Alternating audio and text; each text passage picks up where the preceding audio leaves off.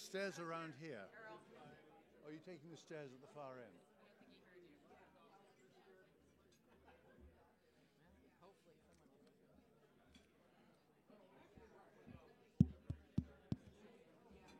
Good afternoon. Good afternoon. I'm Paddy Tillett of the City Club of Portland. Thank you for that. We're delighted to welcome you to the third of our lunchtime programs in which we're exploring what Portland could become. The first of these monthly programs asked panelists to imagine what downtown could look like in 2050 if we make all the right decisions. The second asked leaders of Denver and San Francisco, who are facing many of the same problems that Portland is facing at the moment, what's working for them and what is not. Today, our series addresses creating long-term and realistic plans for Portland, beginning with a renewal of Portland's central city. City Club of Portland is proud to host non-partisan public forums, debates, and research to help Portlanders make informed decisions on elections and public policy. City Club is committed to providing a space for civil dialogue that enhances respectful discussion and positive change. City Club members are directly involved in everything that we do. You provide the ideas, lead conversations, perform research, and plan programs that address issues that are important to the community. To support our mission and participate in City Club's work, become a member today. Visit pdxcityclub.org/membership. And if you join today, you can take $40 off your annual membership dues using the discount code NEW40. All caps, no gaps. For developing today's program, we offer special thanks to G.B. Arrington, Jonathan Kinkle, and members of the City Club's Built Environmental Issues Committee who co-produced this series. And we also thank you for politely turning off your phones. Thanks also to Kayla Kennett, the City Club's Communications Director, and Sam Metz of the Program Committee for their hard work in bringing the details together. We also want to thank our sponsors, AARP Oregon, Neil Kelly Company, and Fight Against Sex Trafficking. And for our series sponsors, CityCast Portland and Healthcare for All Oregon for their generous support.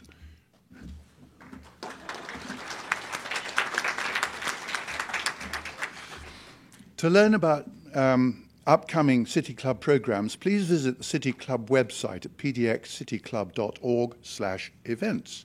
There you can register and you can find out more information about all of them.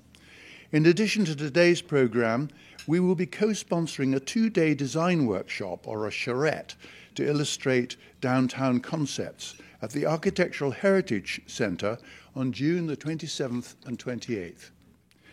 Watch the City Club website for details. The idea of doing a charrette is actually quite a new departure for the City Club, so we shall see how that goes. But it means you get directly engaged in designing what might be real concepts. Now to today's program. Today's forum tackles applying the lessons of Portland's past achievements to propel the city centre to international greatness once again. Our moderator, Earl Blumenauer, is probably familiar to all of you as our recently retired member of Congress. More to the point, for today, Earl helped shape the strategies, policies, and projects that made Portland's downtown an international model of success when he was a member of Portland City Council from 1986 till 1997. Today, Earl is Presidential Fellow at Portland State University and an advisor to the Institute for Portland Metropolitan Studies. It's been said that planning is necessary, but not enough. There also needs to be leadership and partnership to implement a wise plan. Our panel brings together skills and experience and a modicum of wisdom to plan and implement innovative improvements to our central city. Michael Alexander is chair on our panel. Michael Alexander is chair of the board of directors at the Albina Vision Trust, one of the many such positions that Michael has held. Tiffany Schweitzer is president of Hoyt Street Properties, developers of 34 blocks of the Pearl District. Art Pierce is Deputy Director of Planning, Projects and Programs at the City of Portland's Bureau of Transportation, an agency central to the reshaping of the central city. Now let's turn it over to Earl and the panel.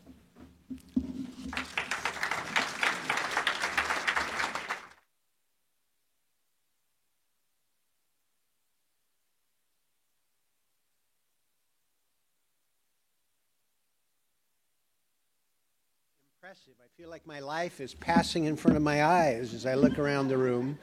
Lots of memories, partners in crime. And this is coming, I think, at a perfect time. I really appreciate what the City Club has done. Jeeb, this series of programs have hit a note that I think of a number of things. We're seeing expressions of people who want to be involved with this broader range of conversations. It comes at an auspicious time for me. I just finished hosting a friend of mine, Rip Rabson, who's president of the Kresge Foundation. But more to the point, Rip was, more than any other person, I think, the architect of the recovery of Detroit,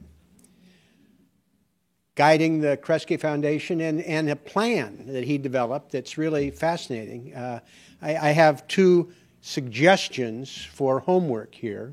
One is to get a copy of the history of Kresge's participation in the city of Detroit and its recovery from 1993 to 2023.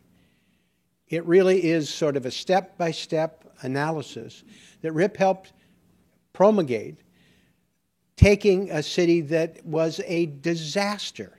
I mean, we think we have problems. Not remotely. At the high point, of the low point, there was municipal bankruptcy. The mayor, who I served with in Congress, a fascinating guy, very charismatic, smart, totally corrupt. He was sent to federal prison along with about 32 other government officials in Detroit. The near collapse of the auto industry, and not just the big three, but all of the supply chain throughout the vicinity. They lost 2/3 of their population. Vast stretches of that city were lost to development. It was just painful. They've come back. And I think looking at that little book gives a sense of what we can do, because they stole most of what they did from Portland. And they'll admit it in terms of land use planning, focusing on education and early childhood, a streetcar line that focused development. And today, they're doing a pretty good job. Rip had never been in Portland before. So he came a little day early. He's run for like 55 consecutive years, 5 miles every morning.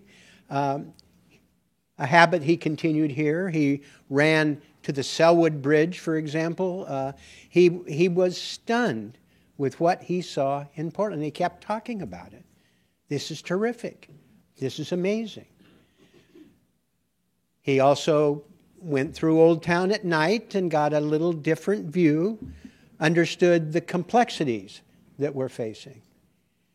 But it was such a validation with the meetings that we had with him, with the educational community, with the business community, with folks who were involved with development, the gathering of the philanthropic community. It was fascinating having the interaction with Rip and his experience, but dealing with the folks who are here. I view this as sort of the Portland paradox. this is still an amazing community, and you know it. We've got a few blocks in downtown that are deeply disconcerting. We haven't quite figured out how to deal with behavioral health, despite a gusher of money and good intentions. But you go a third of a mile in any direction, and you're in some of the finest neighborhoods anywhere in America. Portland voters have been very generous, exceedingly so. Yet our outcomes rank us like Mississippi. It's painful. What's going on? Well, I'm looking forward to having an opportunity for a conversation here with the panel. It's part of what we're doing with the Institute at Portland State for Metropolitan Studies, convening people to have conversations that need to be made. For me, there's a theme here that we all need to work on, and that is one of accountability. Accountability. Because we are pretty good at launching things. The follow-through, the implementation is wanting. And that is not for lack of trying. It's not that there aren't people who are smart and well-intended and investing time and energy. But the linkage somehow needs to be developed. I would suggest the second homework assignment is to look at Erica Nadeau Campbell's biography of her grandfather, Bill Nadeau. Bill was an amazing human being, as a number of you know. Got more done, more accomplished, spending none of his own money. And some of you know that story, who were part of efforts where we brought people together. But things happen. Playing the cards you were dealt. Tear up the central city for the transit mall, and there's an opportunity for Artquake that turned into an amazing institution, bringing people downtown. Bill had this vision that we ought to have the return of trolleys to Portland.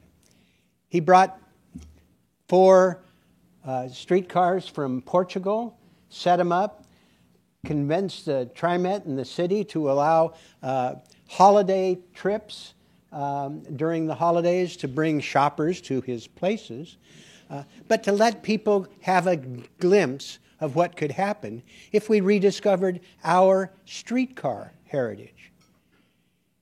Long story short, in the space of 20 years, with chewing gum and baling wire, with a tiny bit of federal support, an interesting relationship with the private sector, poor John Carroll accepted a temporary assignment on a citizen advisory committee.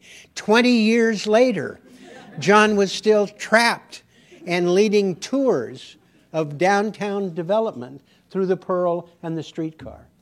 But it's part of that, what was the magic sauce? What was special here? Well, I think part of it was we had people who were willing to go a little bit outside their lane, people who were willing to think big, people who would be creative about how we dealt the hand, played the hand that we were dealt, and looking at opportunities. The stupid railroads didn't know what to do with this property down there. We were able to finagle a little money to get rid of the Lovejoy overpass and open it up for development. But creative people took over with a light touch from the city and a lot of ingenuity and hard work, and the Pearl. Now, I'll stop. I could go on at great length, but you have some important people here who can give you a better sense of the possibilities. And that, to me, is why I'm back, not there with those crazy people, being here in Portland, where we can deal with things that are under our control.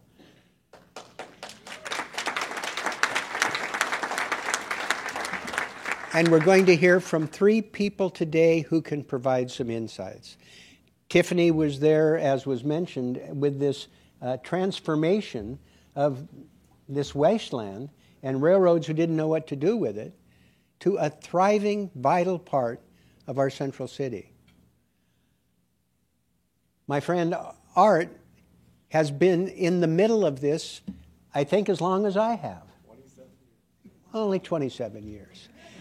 Creative, he lives it, biking, a leader with people in the bureaucracy, and having confidence of elected officials and private sector alike. He is in the, I would put him in the category of the late Vic Rhodes, making things happen. And then there is Mike Alexander, who has been involved with every neat thing since he came to Portland about 20 years ago, usually 2 or 3 at the same time. An amazing human being. Lately, he's spending some of his spare time with the Albina Vision Trust. Another path-breaking opportunity. In fact, our tour with RIP got better and better. We started at the base of the aerial tram at the largest bike corral in America, OMSI, the Art Museum, and the crescendo was meeting with Art and Albina Vision Trust, dealing with the potential there to revitalize 94 acres, correct past harms, and look towards an inclusive future. So you've got 3 people who can really take this and run. So I'm going to sit down and allow them to take over and you to have your say as well. Thank you very much.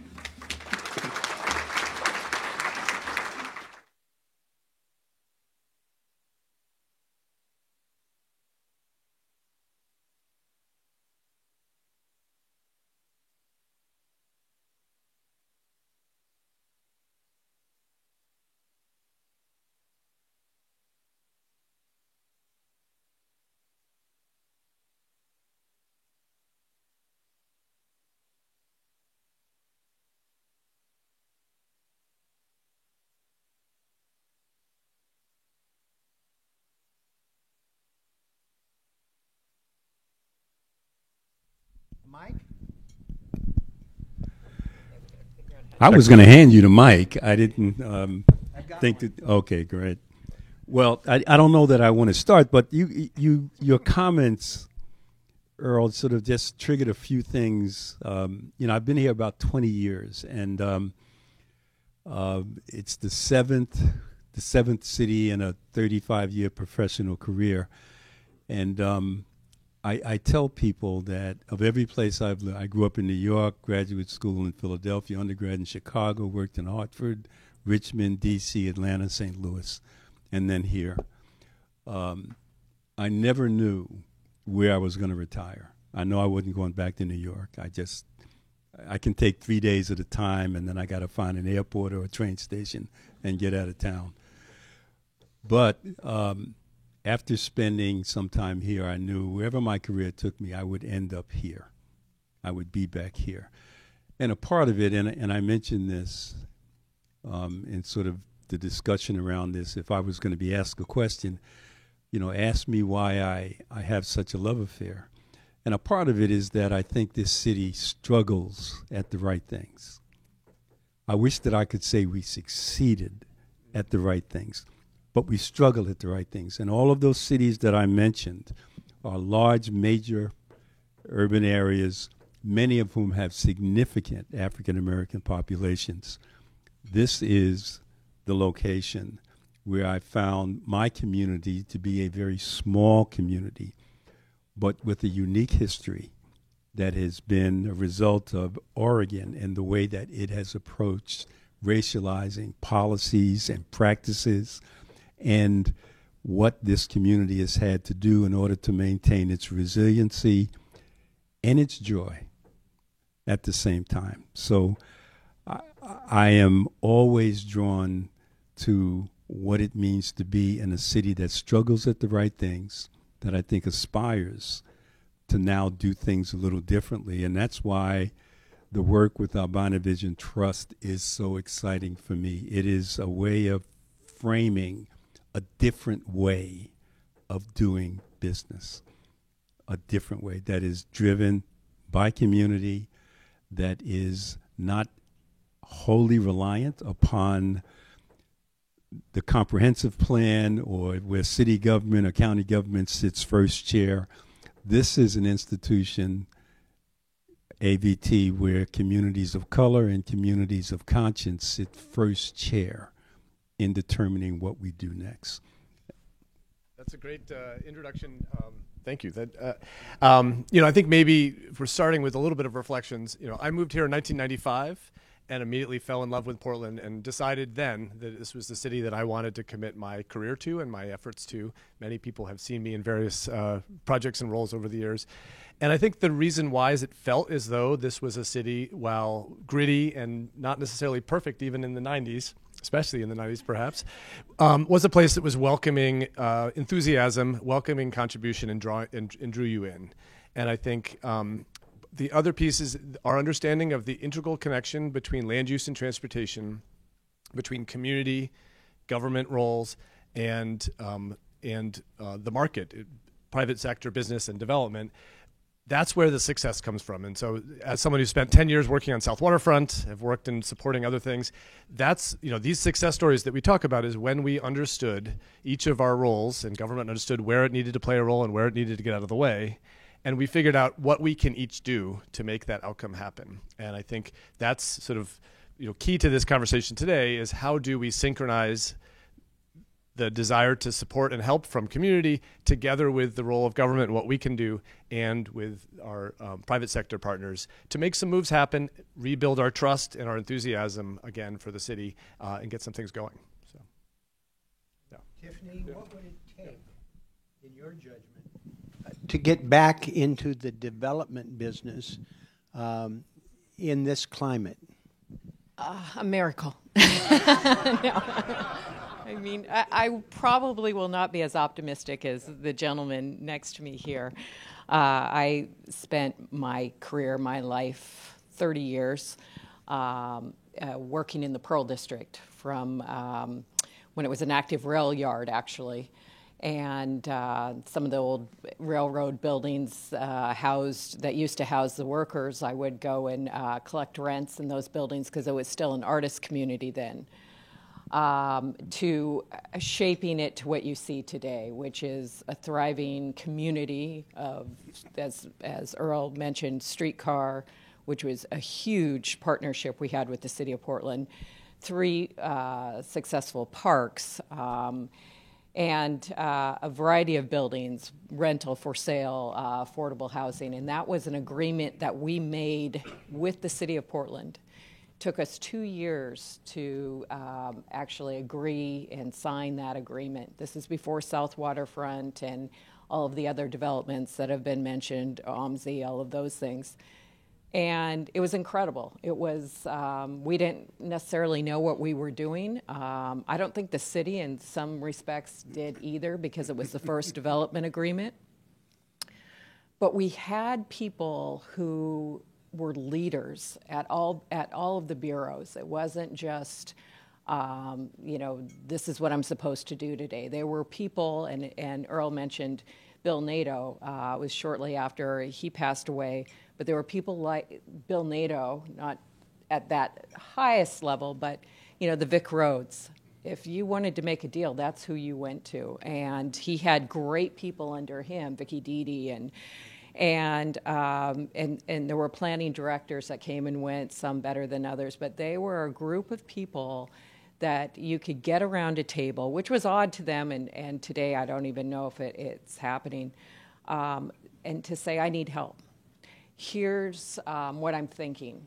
We would even agree to disagree at times, a lot of times, but we were at the table together looking at each other and saying, well, what if we try this? And then you had the community. You had many charrettes. I spent years in charrettes and neighborhood meetings, listening listening to people. And people were willing to come to those meetings. These are Saturdays, Sundays, people saying, I care about what's going to happen here. That part I would agree on. I still think there is some of that. It's just a lot of the community needs help as well. They need the leaders at the city level to say, okay, I kind of like your idea, but how about if we do it this way? I feel like that is missing. So long answer to the question, which is what would I do today? I think things like what happened yesterday. I don't know if you saw the news where the governor and the mayor are talking about, a moratorium on SDC fees. Huge. That should have happened 10 years ago.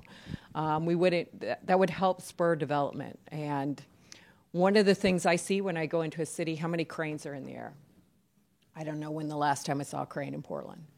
And so we have to spur development by giving developers the tools. Developers will give something back, but right now we're in such dire strait, I think, that any tool you can give, maybe it's to the first 5,000 housing units, that's one place that that was talked about yesterday, but it's got to be even more than that. The inclusionary zoning hasn't worked. I think that was put into place in, 2016, 17. And I have a project right now, 450 units ready to go.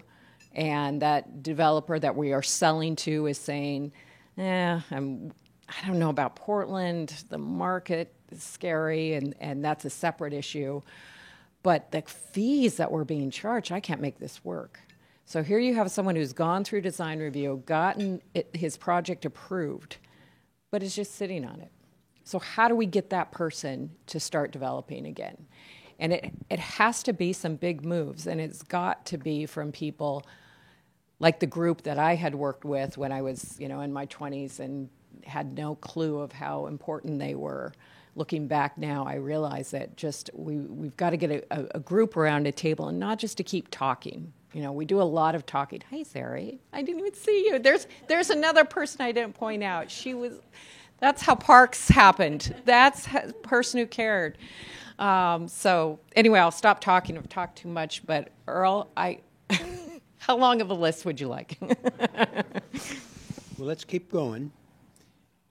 Any further comments before we turn it over to our friends? One of the things that I feel strongly about is that there was a collaborative effort at the city that went beyond the central city. The parks agenda, for instance, was one that had a wider sweep. We had a program to help calm traffic in the neighborhoods, work with people to design systems that made it easier for people to be able to be safe in the community. And there was a participation level that was welcomed and accepted. And I think that mode of the mindset of engaging the public to try and solve problems with us, and the attitude that I saw in the city, I hate to use the word bureaucracy, but the people who were there, who were willing to be collaborative, to be open, it was magic. It was the best 10 years professionally that I ever spent. And watching people willing to roll up their sleeves, check some of their biases at the door. Some of you know we set up a class at Portland State for transportation. I think a few of you are nodding your heads, you maybe, to solve the biggest transportation problems in our neighborhoods. And the city transportation professionals and the citizens worked together to design solutions. We ended up funding dozens of what they came up with. And that, to me, is part of what's special about Portland that we've done in the past and that I hope we continue doing in the future. Well, and you're right about magic. I mean, it truly was. And our development agreement, just to give you an outline of why it can work, is the difference with us is we had one developer for 34 acres, so that's unusual. But you had the city would say, I'll take down the streetcar or the Lovejoy ramp. It was an elevated ramp over the railroad.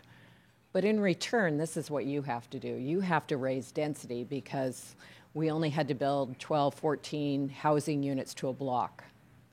You know, now, I mean, that's funny to us now, although we're back there doing that now because nobody can afford the inclusionary zoning, so it's actually 20 now. But so once the city did their part, we were obligated to do ours. Once the streetcar came through, we had to build even more density and contribute financially to the streetcar. So it was a very good partnership, and that's something I think we need to get back to instead of, you know, this is my territory, this is yours, good luck, is somewhat what I feel. The accountability and the follow-through, as Earl mentioned, are really what we're lacking. You know, I'll jump into this because I think critical to my tenure at the city has been a focus on co-investment, and I think that when we have been successful, we have developed a shared enthusiasm for an outcome, and we have figured out how to synchronize each of us leaning in and how we will co-invest in that greater outcome. And I currently fear that we're very focused on mitigating being less bad rather than pursuing being great and being a city that is transformationally leading again. And I think it's a danger if we focus too much on continuing to try to be less bad rather than setting the target on the longer distance and deciding what we're going to do together. And there's hard moves, and there's money involved, and there's co-investment involved that is going to take restoring trust, that it's worth it. But that developer you're talking to, I'd like to sit down with him because I think we can figure out how to make something that he's willing to invest in that doesn't necessarily have to involve reducing some of the costs and the fees. We can come up with a co-investment that changes the streets around that building, I help build streetcar lines. All of these things are part of deciding to co-invest together, believing that it's worth it, and there's a return for everyone. So that is so nice to hear. Yeah. We're going to meet afterwards. Yes.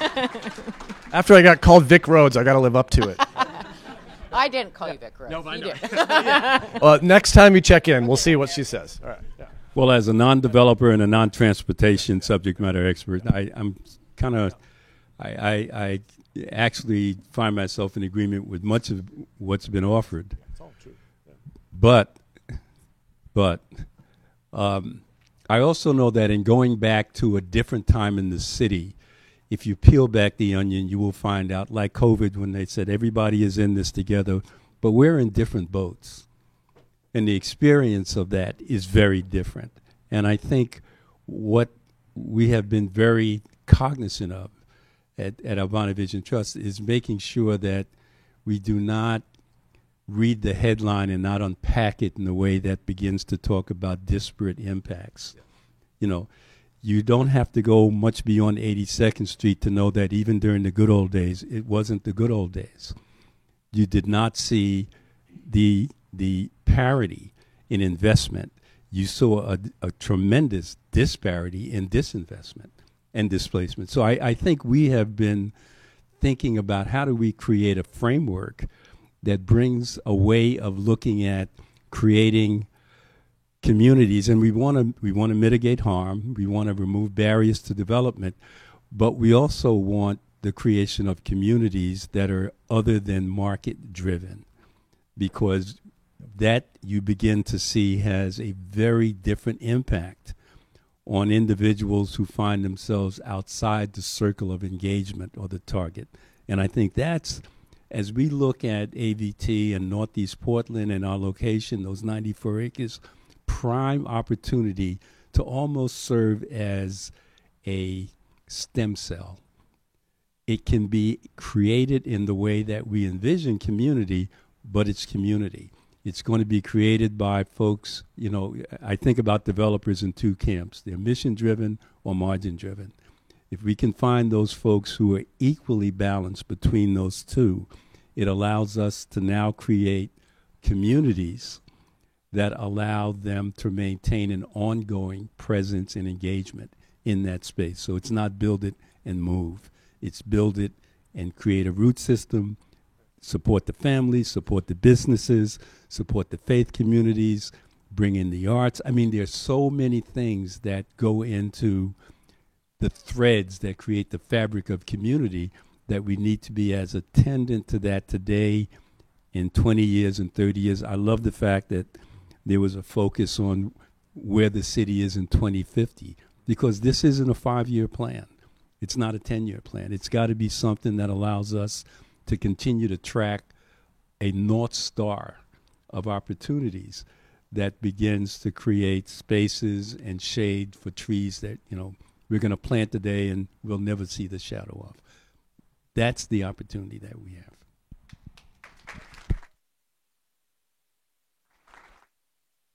I think that's a profound observation, Michael. One of my disappointments, and there are many, I'm reviewing 50 years of some good, some bad, some what the hell was going on. Part of my concern is that we never really did that inclusive approach to engagement and solving problems. I spent a lot of time on the Albina community plan, and things were terrible in Albina at that time. I mean, there were drive-by shootings. People couldn't sell their property for the mortgage balance. There were a number of folks that were trapped in subprime mortgages. And we undertook an initiative to improve, in a sense, the property in some of that, but it wasn't inclusive. We could have worked with those folks with the subprime mortgages when the neighborhood was being reformed to help them refinance and capitalize on that rather than somebody else inheriting that benefit.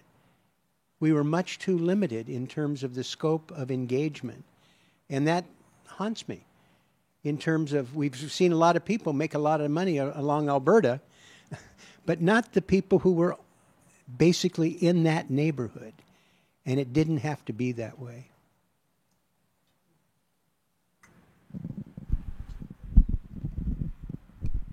Earl, this may turn out to be the Mike Alexander show, because I could not agree with you more. But I also know that many of the policies that have governed banking, lending, leasing, were designed for an environment that did not take into account the presence of communities of color, particularly the African American community. I mean, the history in Oregon is unique to any place in this country, any place in this country. I tell people I grew up in Bedford-Stuyvesant, which in Brooklyn, which is undergoing tremendous gentrification. But I can take my grandkids back and point to the house that my brothers and I were raised in. It's still there. There are thousands of families here that cannot do that. They cannot identify where their home was, other than it might have been the middle lane of I-5, or it might have been adjacent to the hospital, that barren field that now is under wonderful development, thank God, or Veterans Memorial Coliseum. So when you begin to talk about, failed efforts, this de-investment and deconstruction took place over decades. I mean, it wasn't a single act. It took place over decades. And I think oftentimes there is the desire to find a simple answer to a very complex problem. And that's what we faced here. That's what we faced here over generations. And, as I said, I love this city and I love this community. But I had to learn this history when I got here, because I worked on the west side of the river and things looked fine. Crossed over to the east side of the river, reality on a day-to-day basis, very, very different. But it allowed me to take a real close look at what it has taken for, and again, I am unapologetically focused on the needs of the African American community here, unapologetically. Now, again, to the degree that we can address those issues, it will benefit all. And the point is that we are more burdened by them than others. So if we can address them, that addresses the needs of a broader range of communities. So I reject the premise that says if I'm focused on black lives that other lives don't matter. Everyone does, but the pain points for my community are very different. And so I think we have the opportunity to not be overly influenced by what used to be, because what used to be wasn't all that great, depending on who you were and where you were within this city. But the learning from that, I think, can be very helpful. And I think that's where we've sort of allowed ourselves to step back and say, how do we frame this in a very different way that allows us to get to these shared objectives, understanding that now they are truly shared objectives? I think what you are saying is exactly what drew me to Albina Vision and the leaders of Albina Vision, kind of from the beginning, is seeing the potential for this catalytic spark, but with the right purpose underpinning it and with the right outcomes undergirding it. The same tools that we used in the Pearl and South Waterfront, we're going to use in the Albina Vision area to make streets that are welcoming for everyone. We are going to make transportation infrastructure that is supportive and have development and inclusive housing. And I really think Albina Vision is probably, I think Earl's even said, the path to Portland's future or downtown future is coming through the Albina Vision and other sort of creative partnerships with community organizations. And I think it is because those community organizations are bringing forth the heart of Portland back and leading us to the purpose of why we're doing these efforts. And I'm really excited, particularly for this partnership, despite all the challenges we have with all the federal grants right now. We're going to figure out how to do it. For exactly that reason. So, yeah. See, I'm almost embarrassed now because here I'm talking about the Pearl, which is completely different than what you're talking about, and I know that, but I think the word community is still the same, because how do you create a community? You create it by having people that care, that have eyes on the street, that have infrastructure, that have somebody saying we're going to put parks in your neighborhood. So again, back to the public-private, you need the public, but to help, but also the people in your community need to be engaged, and that doesn't happen, you're right, overnight, but it happens when leaders can start bringing people together. And I'll try and give an example. You know, when we were first building out the neighborhood, we spent a lot of time, I talked about neighborhood meetings and listening to people, but it was also about events, the simple things, you know, having something that we contributed to that brought people together in parks. And we didn't have parks then, so we kind of made one. It was about supporting the smaller businesses and saying, you know, if there was a mom and pop store that were having trouble paying their rent, well, maybe we can help. I mean, those kinds of things need to happen as well on the private side. So people feel like, okay, here's somebody that is with me at the table, that is a partner. And I hate to say that today the Pearl's a success. No one wants to talk about it. They don't need any money. And so that's where we are different, and I agree with your needs. But what's happened, because it's been a success and it's over with and who cares about that, I don't see the community there as much anymore. I don't see people caring about the things that we once did. You know, right now it's who can I hire for security? That's the biggest discussion. It's not about how do I bring people back in? How can I revitalize my neighborhood? The simple things like holiday lights, that's security to me. You don't have to have people walking around with, you know, looking authoritative. So I think what you're saying is I hear you, but I think it takes, again, it still takes both sides to, yes, if the city can contribute, if people can contribute now, what can the community do to, or to create community. Am I making any sense to you, or are you just in disagreement with me? Like, oh, Pearl lady, come on. I'm not hating the Pearl now. Don't get me wrong. But I do think there is I agree, and I think that as you continue to sort of refine this sort of vision and strategy, you will bring people into that space with you. I mean, you will bring fellow travelers. You know, we have a wonderful partnership now with the Trailblazers, because they've looked at the shared outcomes, desired outcomes around the reclamation of that community. And they're in a business, their business model is going to change in the next 25 years. I mean, there's no doubt about it. But it needs to change in ways that are shared across all of the key stakeholders within that community. And I think as to the degree that we are talking with each other, then we're not talking about each other. And that allows us to sort of say, you know, what are those, let's not look past the solution to admire the problem. I mean, let's find a way to stay on that path.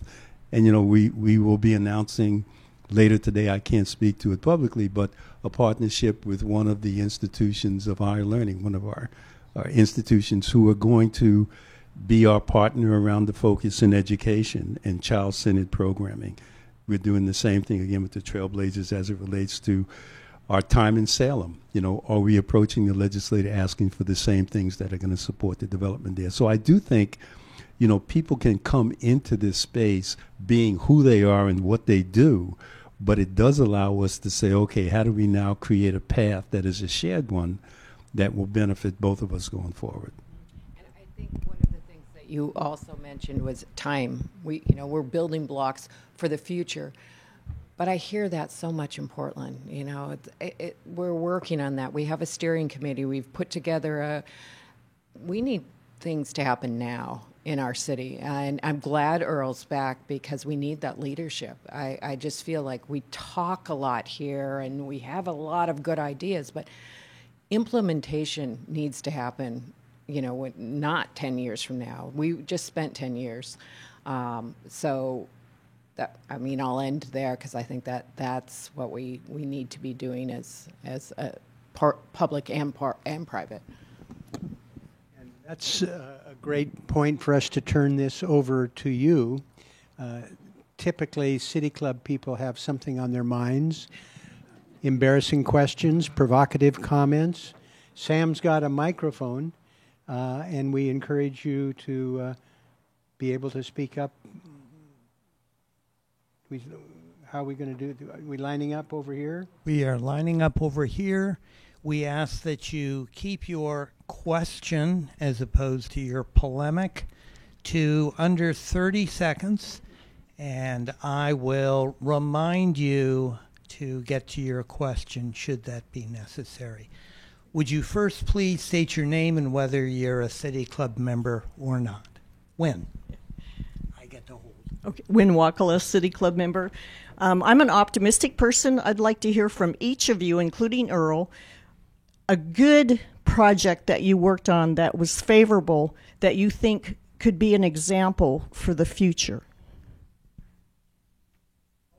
I'll jump right in. We have a number of really exciting projects underway within Peabody. We're working, particularly focusing on the Mike, just close to your mouth. Yeah.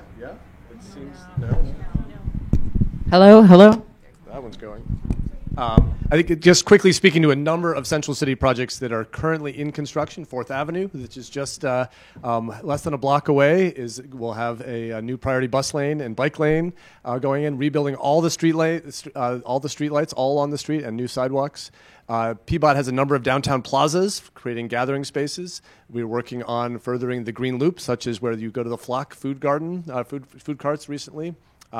So a number of key infrastructure elements are in motion and are coming ahead. And we're really excited to see how partnership with James Beard Public Market can really help catalyze some vision. And we're hosting a Sunday Parkways September 14th downtown. So please come and enjoy downtown with us. Okay. I would say the redesign of PDX at the Portland Airport. I served as a commissioner on the Port of Portland Commission, and You know, as you can imagine, going it happened. You know, it was planned well in advance of COVID. We went through COVID. The commission lost almost 70% of their revenues. It had to be a very heroic decision to go forward with such an ambitious undertaking when the economic background was pretty dismal.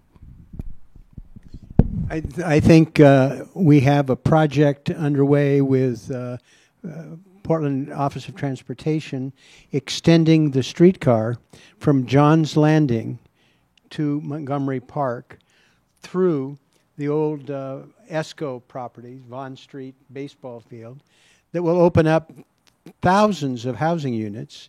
It will engage more people in downtown, not driving, but walking and taking advantage of that. A friend of mine wrote a study on the streetcar in Tucson, which I care deeply about, Gabby Gifford's Memorial Streetcar, that documented that they didn't need to collect a fare, that it added so much value to the downtown in terms of business activity, tax revenues, that it more than paid for itself. And I think this project extending the streetcar has an opportunity to revitalize that entire sweep and to strengthen that system throughout the city.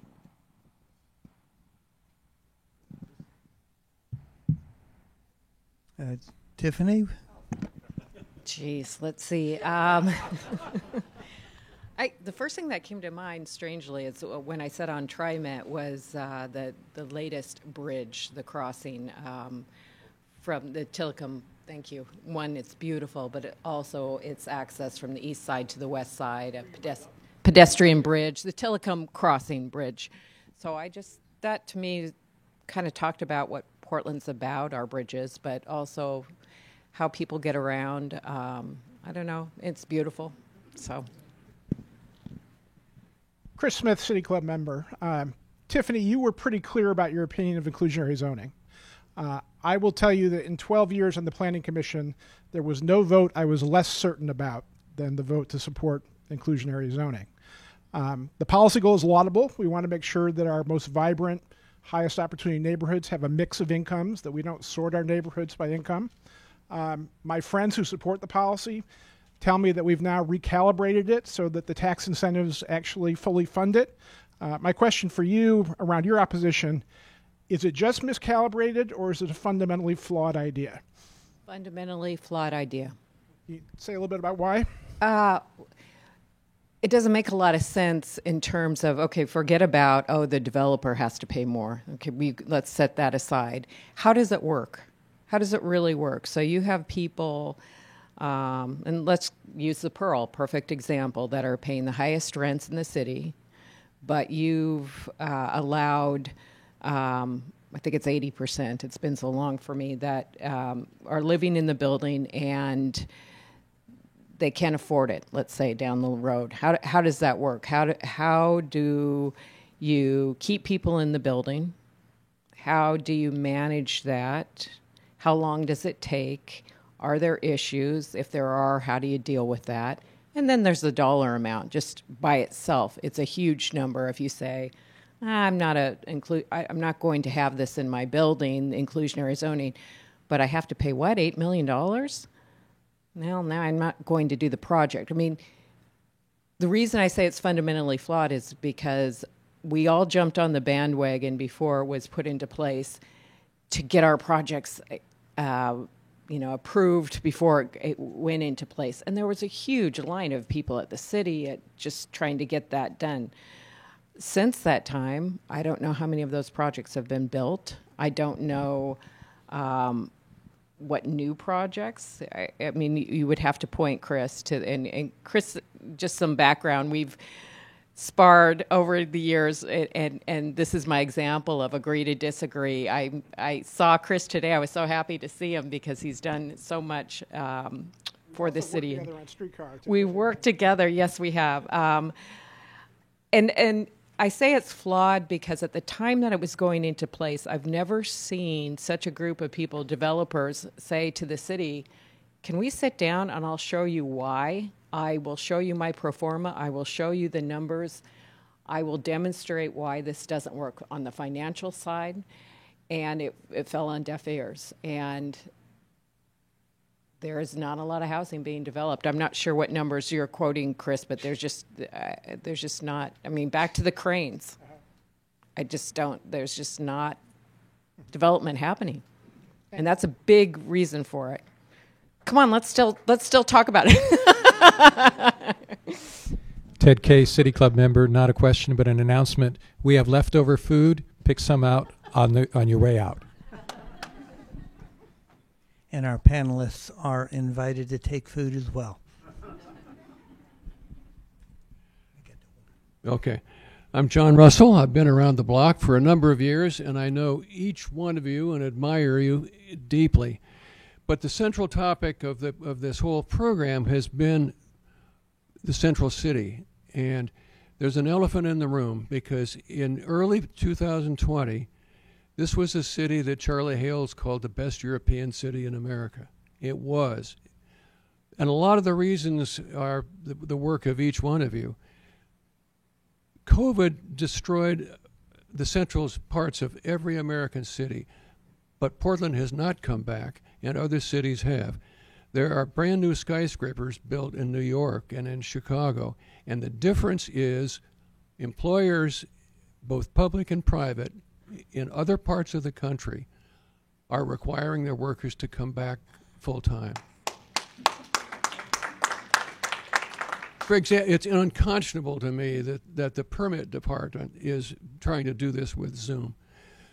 But a friend of mine has said it's a red state, blue state phenomenon. How do we rectify that?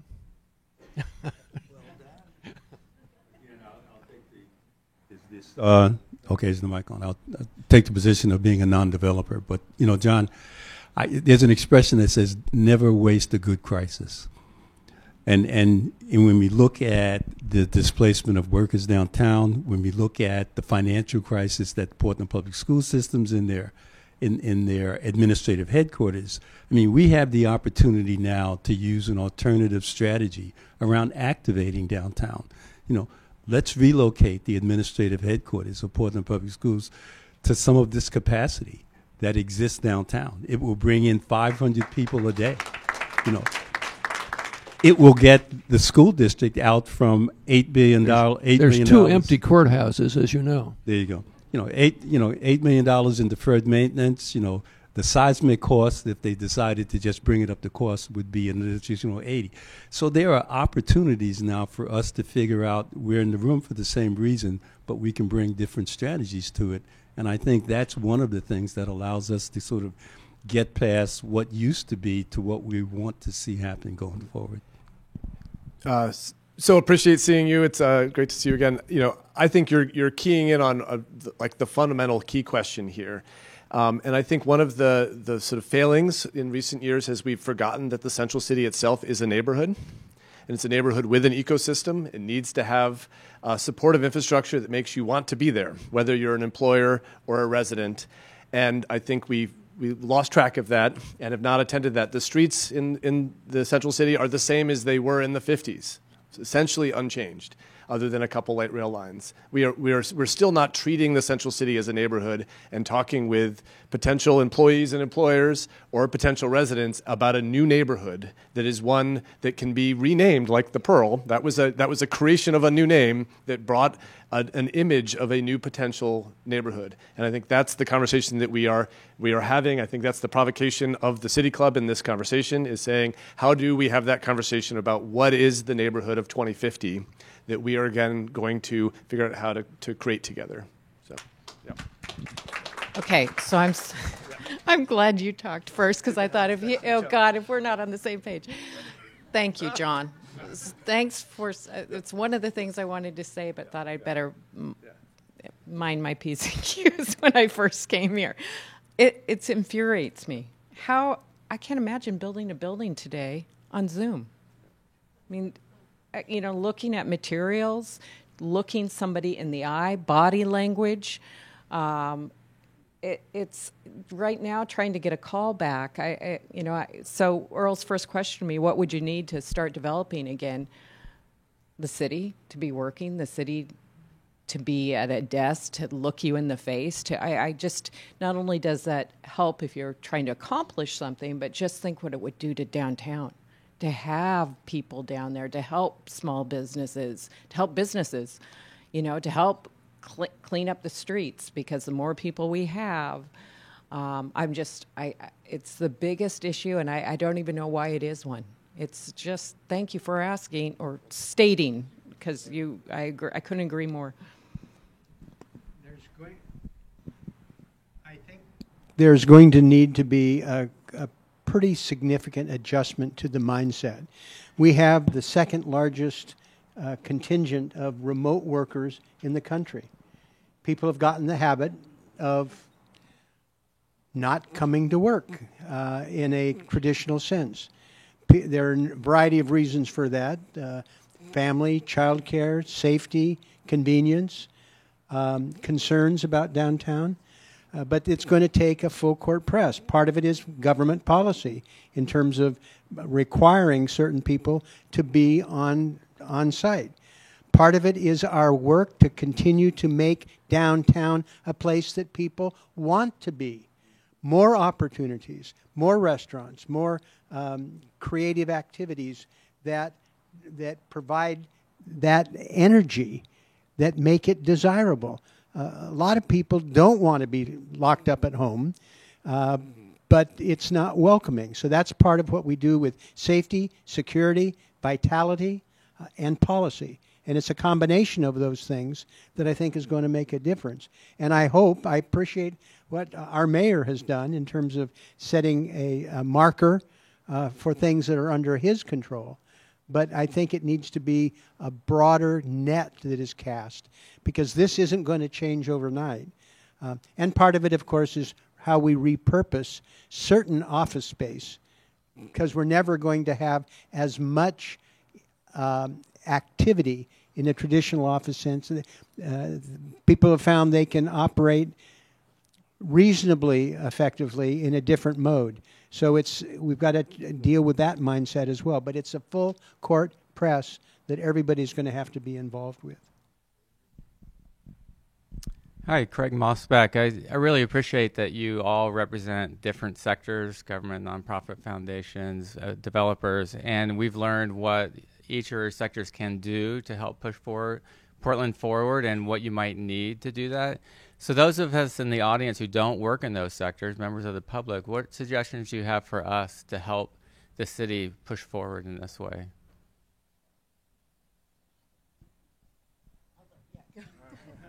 I think one of the key elements right now, we are reshaping our form of government, sort of real time as it's flying. This is an opportunity to engage with your council members, and there's a number of forums that are always happening. I think this is a moment to show up, I guess would be my suggestion. If you get a postcard in the mail and you're wondering whether this is a night for your next Netflix episode or to come to a public meeting, please come out. We need the more we all show up, and I totally agree, we need to be coming in person, the more we're going to start feeling the connection and the hope that we can do some things together. So let's get ourselves in real life for as much as we can, and I think that'll make the biggest difference of nearly anything we can do.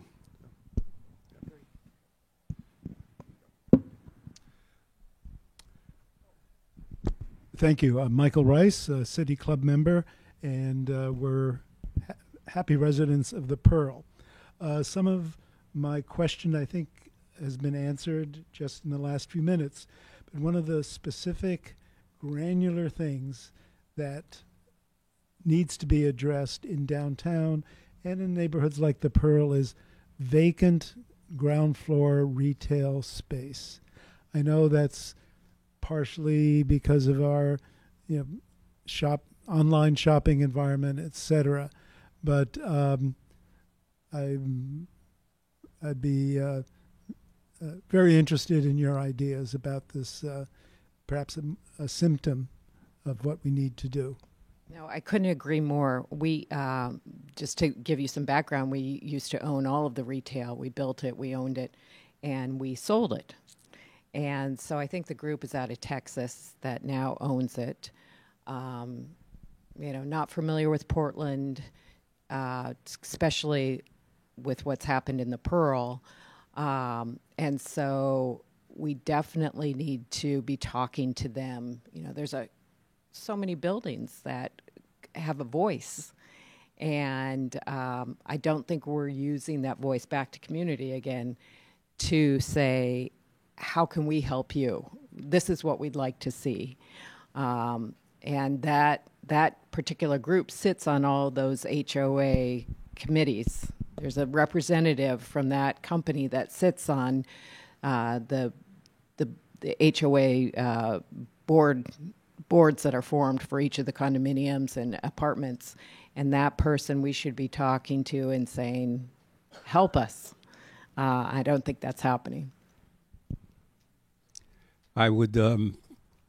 I appreciate the question. I don't know that I have an answer to it, but it is an important consideration. And even in our strategy around the built environment philosophy that we bring to AVT, there is the acknowledgement that in addition to housing, that there needs to be commercial. I mean, the disruption of the transfer of wealth that has happened in our community over generations largely has been influenced by the displacement of businesses that supported our community. So as we build what we want to see going forward, that element is a critical one for us. And again, it's not as simple as if you build it, they will come, but if you don't build it, there's nowhere for them to come. And I think for us, we are very focused on being able to reestablish the pathway to that generational wealth transfer that was disrupted to the point of $1 billion over the course of the disinvestment in Northeast Portland. And I think a lot of it is our individual responsibility. Go to that restaurant, don't use DoorDash. No, I'm serious. We had, 2,000 people in the Civic Stadium last week on the group that is involved with Adopt a Block. 2,000 people. But there are others that can step up and do that. I look at what Ken Thrasher has been doing adjacent to the Pearl. I mean, he's got a program engaging local business and residents to have the standard of care and activity that ought to be, kind of the gold standard. I see people like this doing it. There aren't enough of us that are taking it seriously in terms of supporting local businesses, being on the street, taking that time, not a Netflix, but going to the front room theater. Not Amazon, but Powell's. We have a great ecosystem here that we need to support. And I think a major part of the recovery is going to be through the food system. The beard is important, but we've got amazing men and women in our food scene. I mean, one of the things I'm proud of is the Restaurant Recovery Act that provided 100,000 grants in the height of the COVID crisis to help keep them afloat.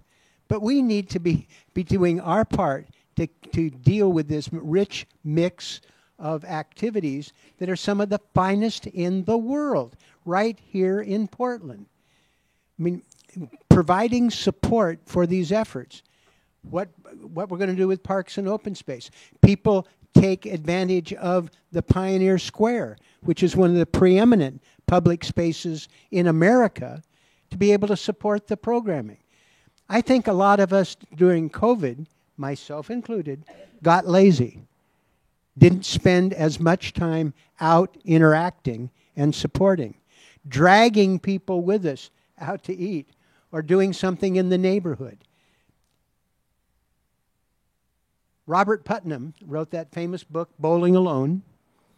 We have more people bowling now, but they're not in leagues. They bowl alone.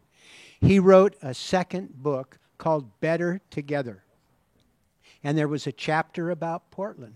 And I think all of us can, after we read the Bill Nato autobiography, can reread that chapter. We have the capacity to change that and add richness to the neighborhood that we're in or the people that we want to support. And I don't think we outsource that. This is something that is our responsibility. Time for 3 more questions. Hello, Francie Royce, City Club member. We're a city that sits on a river, the Willamette, and many other cities around the country, I think, have done a much better job with their riverfront, bringing people to the riverfront, making it open for people, that where industry used to be, reclaiming that for people. And I think even Vancouver, Washington, across the river has done a much better job on the Columbia than we have. We do well with the waterfront park and the various activities that go on there and the way that people can bicycle and walk through there. But I'm really interested in seeing an extension of the East Bank Esplanade up to the confluence of the Willamette and Columbia rivers. That would be reclaiming a lot of those industrial properties that aren't industry anymore, and that are just sort of quasi-use. I mean, there's 20 acres that's owned by Metro that used to be industry. They're just sitting vacant. And there are problems with cleanup. Question. But the question is, how do we get the city to actually take seriously in a question of implementing a plan that was adopted by City Council in 2013 to build the North Portland Greenway?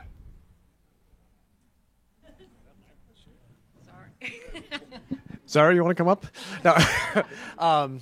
You know, I think we have a lot of large ideas that we're trying to push forward, and I think we're right in the moment right now of choosing what are the key moves that are going to send the signals to our neighborhoods and to our business leaders. And it could be that North Portland Greenway is one of those moves. With the new council districts, you have 3 people that are on your side of deciding whether or not that is the priority for their environment. I don't work for Parks, but I will say that if that comes forward as a priority, it can be done. It's not beyond us to implement it. PBOT has a role. For sure. PBOT's part of it as well. But I think it is entirely possible out of a lot of choices. I would say just a minor soapbox moment for Portland, or for PBOT, 7 years of budget cuts in a row has not left us being the partner that we want to be. And so one of the very first steps is creating a stable, long-term funding plan for the transportation department so that we can show up in all these spaces that we want to be. That's where it all begins. So, yeah. But let's do it. I'd love to do it. I love that. I love the idea. It would be a wonderful project. Yeah. But that's another example where we can step up and change the dynamic. From the Willamette Falls, amazing opportunity for and things are starting to come together there, but more people need to be focused. But go up the Willamette, Oaks Park Conservancy, Ross Island, what OMSI is going to do with the reintroduction of areas for native governance along the river. I mean, for us individually to carry that banner that we care about for part of that, build a constituency. There are people that want to reclaim the riverbank. The riverbanks are not hospitable. They're dangerous. And trying to reclaim sections where you can actually safely go to the river. But this is not rocket science. No. There is a group of citizens that are focused on being able to do that. Yep. And I think we can help make that happen. And Francie, just adding one more thing, the very first step to any of these processes is asset mapping. Earl talked at the very beginning about work with what you have. We have an amazing river running through the center of our city. It is an asset to every district that it flows through. And I think I 100% agree. We are not following through on embracing that asset. As somebody who loves to jump in the river on my way home in the summer times, I totally understand how precious it is and how few people get to experience it in a real way. So.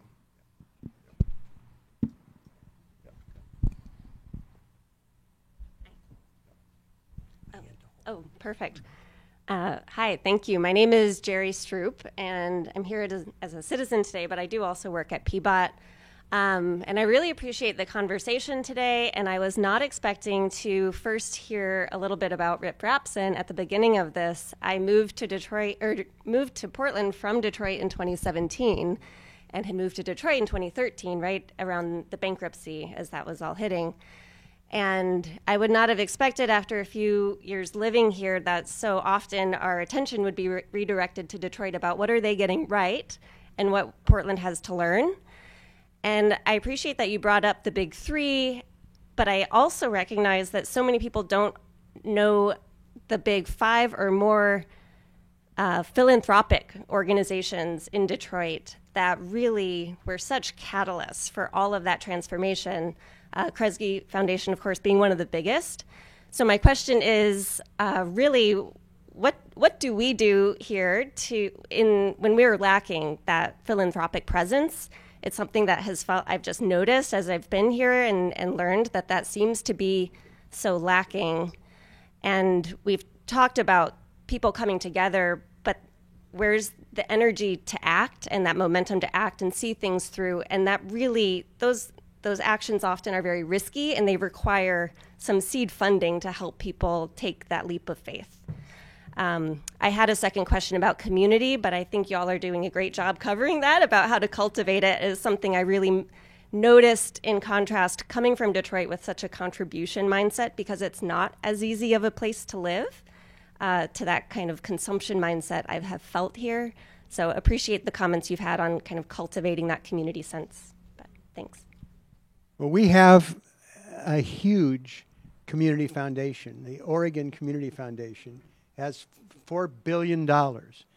And Lisa Mensa, I think, is focused on how to expand that scope in a fascinating way. We had a meeting with RIP with representatives of all the major philanthropic organizations, which I think was kind of an interesting interaction.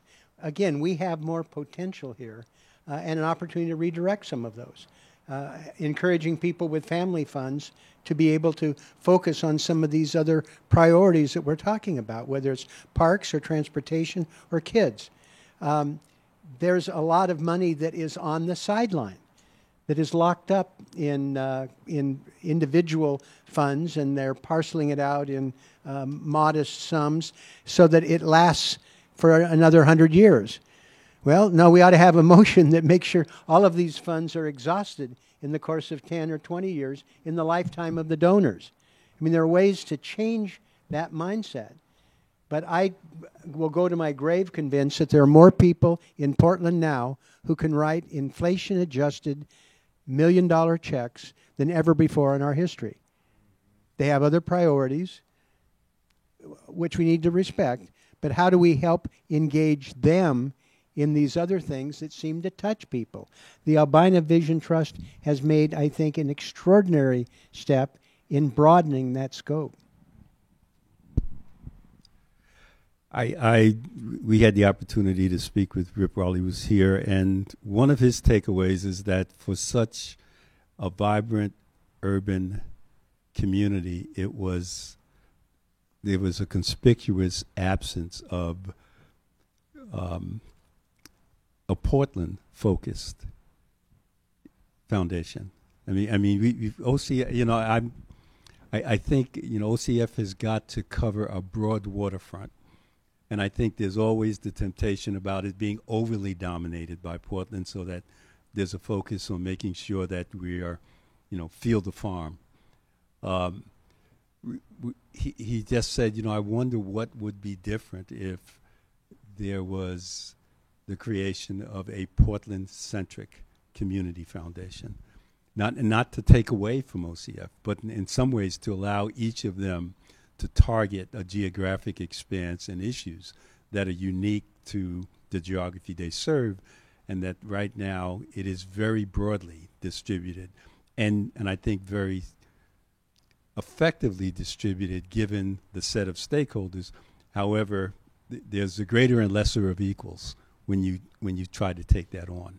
And I think the absence of that structure is limiting us, and it may be a way in which the philanthropic community and the business community can come together to create that next staging so that now we come to it with an additional asset. And last question, and then Patty can close. Thank you, Brian Davis. Kind of a closing thought sort of question here. One thing that we've talked about, but we haven't said outright, I think we do need to say it outright because it's an important consideration.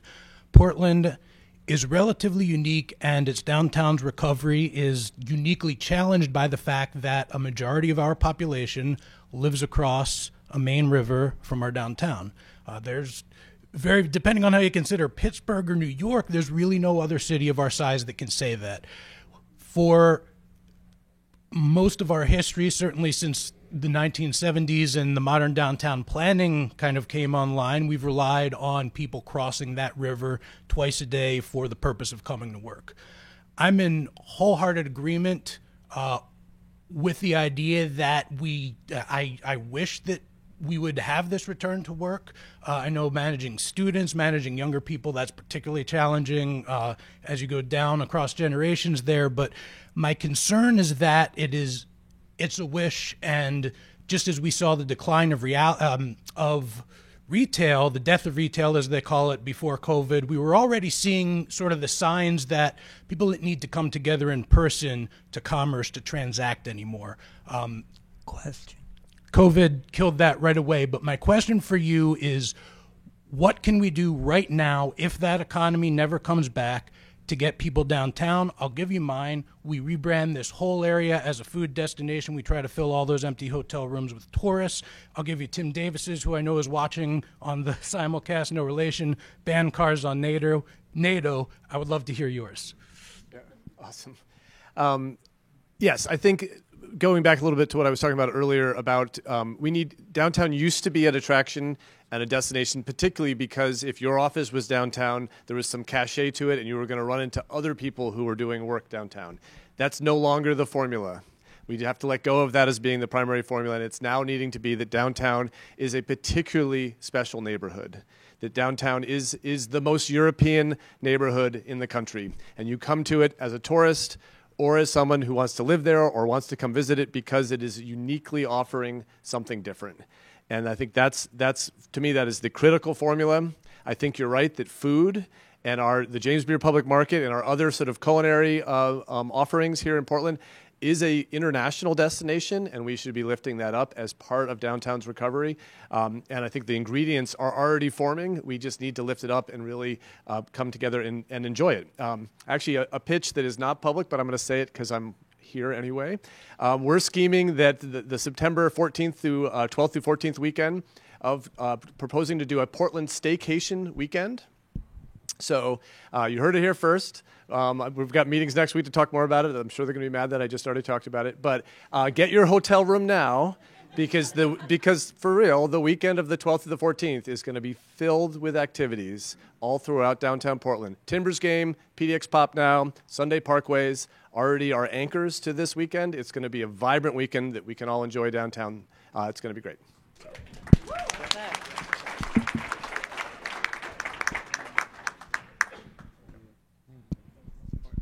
I'm going to just close out. I agree. Our focus at AVT is to create a community where people live, work, and play. And if we can think about downtown in those same terms, then it allows you to reject the premise that it's only going to be one of those three. It can be all of them. And I think how we build it is how it will operate. So we're hoping that we're beginning to see a place where people come in to work, where people come in to play, and where people come in to just relax.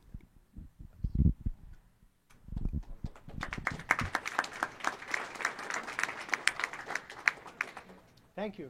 Thank you. Thanks, everybody.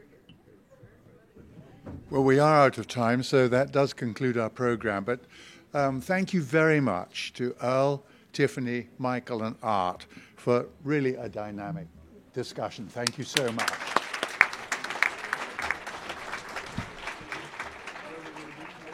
Well, Portland will certainly benefit from their insights. And once again, I want to thank our season sponsors, AARP Oregon, Neil Kelly Company, and Fighting Against Sex Trafficking. And our series sponsors, CityCast Portland and Healthcare for All Oregon. Also, thanks to each of you for spending your lunchtime with us. Remember to join City Club today using the $40 off discount code, NEW40. As I said before, all caps and no gaps. Thank you very much. We hope to see you again soon.